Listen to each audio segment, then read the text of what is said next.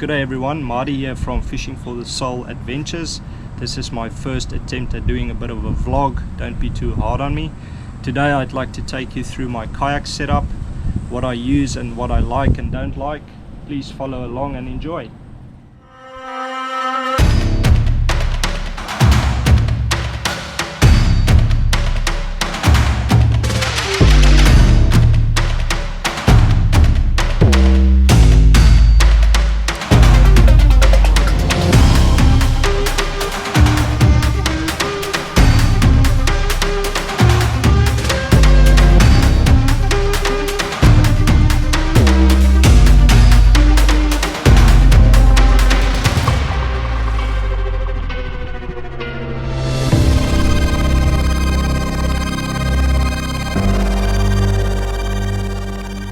So my kayak of choice is the Slayer Propel Max 10 from Native Watercraft.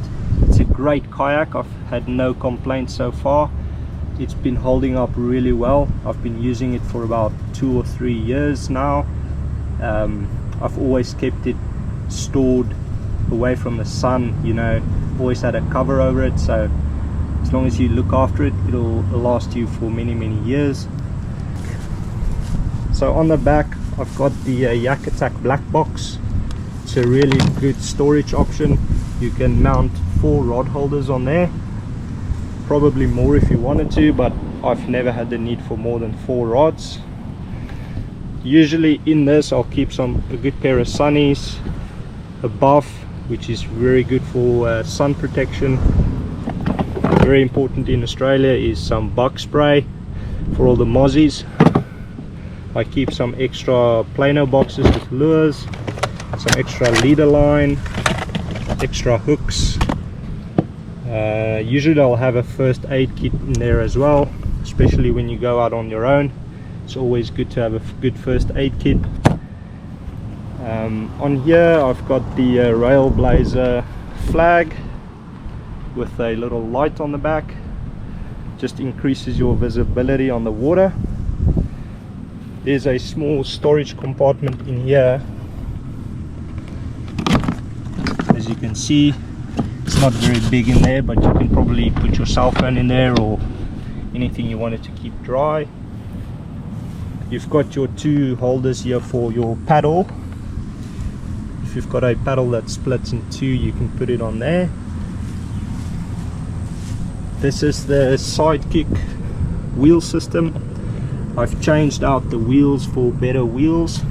I just found the stock wheels not to be really good in the sand and over the rocks, so these ones have been really good. The rudder system is the only thing that I think needs an upgrade. I'll probably get a better handle on there and a rudder, that one of those spring rudders that sits a bit lower in the water to increase your steering. Just helps you track better, track more straight in the water. So the seat is probably the best thing on this kayak. It's got a really comfortable seat, and a game changer is the storage slide under the seat, where you can easily fit another plano box. I've got my brag mat in there in case you catch that monster fish that you want to measure. This is the propel drive. It's got a reverse and a forward, so if you get close to snag or a fish has got you in the snags, you can reverse and get yourself out of trouble. It's pretty sturdy. It's got I've hit a lot of submerged structure and I've never had any damage, so it is very well made. It's got a really good rail system for you to mount extra accessories. It's also got a really good standing platform. It's really stable. I've done a lot of standing in this kayak with no issues. Another great thing is the rod tip protector, so you can slide your rods in there to protect the tips. If you're going under bridges or under trees, you don't want to be breaking your rod tips, so you can put it in there. I've been using that quite a lot, pretty handy. So I've got my net on here. I've been using the Yak Attack. It's like a lever gives you a lot more leverage, yak attack leverage net. At the front there's a really good storage compartment in there. I place my battery for my electronics in there. It's got a already pre-drilled holes for your wiring, so you don't have to drill into your kayak. And then I just used a through hole kit to put my electronics on. It's got a really cool little place for your transducer to go in, so that was really easy. So on the side here I've got my paddle holder, which is also a yak attack product. It goes on the rails, and it just puts your paddle off to the side so it's not in the way, which is a great feature. You've got molded rod holders, so if you want to do trawling, fits perfectly in there.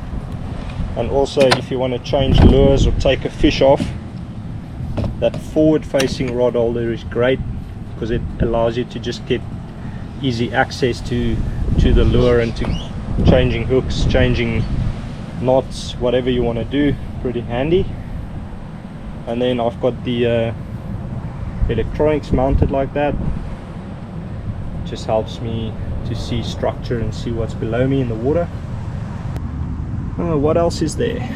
It's got plenty of places to put pliers. You can put a coffee mug in there, very important to have your coffee ready. Yeah, that's about it.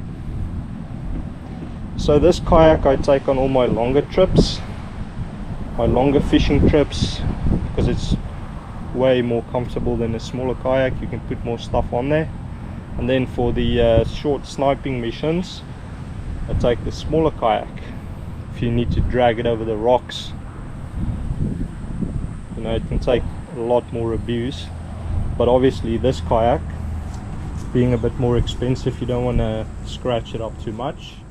So yesterday I did a bit of a introduction and a review of the kayak. So this morning I'm on Lake Baramba. See if I can hook a toga or a bass. That's the mission for the day. So thanks for tuning in and enjoy. Let's see what happens.